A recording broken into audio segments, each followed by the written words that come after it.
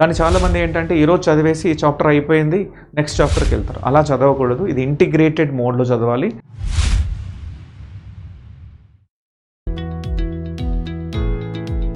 Come to the organic chemistry. So organic కెమిస్ట్రీలో మనకేంటంటే నేను ఇంతకుముందే బిగినింగ్లో చెప్పాను, mechanisms, practice the conversions and named reactions. Most of named reactions నుంచే క్వశ్చన్స్ వస్తున్నాయి. సో చాలామంది విద్యార్థులు చేసే ఒక మిస్టేక్ ఏంటంటే ఈరోజు చదువుతారు, మళ్ళీ వదిలేసి ఎప్పటికో చూస్తారు, అప్పటికి ఇవన్నీ మర్చిపోతారు. బట్ ద ప్రాబ్లం ఏంటంటే ఆర్గానిక్ కెమిస్ట్రీలో ఫస్ట్ చాప్టర్లో ఉన్న రియాక్షన్కి లాస్ట్ చాప్టర్లో ఉన్న రియాక్షన్కి రిలేషన్ ఉంటుంది. ఫస్ట్ చాప్టర్లో ఉన్న జీఓసి, సో మనం చదివే హాలో ఆల్కేన్స్కి రిలేషన్ ఉంటుంది. స్టెబిలిటీ ఆఫ్ కార్బోకేటైన్ ఇండక్టివ్ ఎఫెక్ట్లో చదువుతాము. సో అదే స్టెబిలిటీ ఆఫ్ కార్బోకేటైన్ అనేది మనం ఆల్కైల్ హ్యాలైడ్స్లో చూస్తాము, ఆల్కహాల్స్లో చూస్తాం.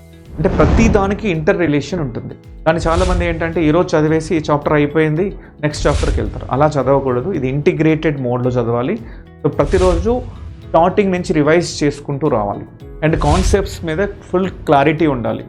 ఒక రియాక్షన్ ఎందుకు అవుతుంది, what is the mechanism behind it, క్లియర్గా ఫోకస్ చేస్తే మనకు క్లారిటీగా అర్థమవుతుంది.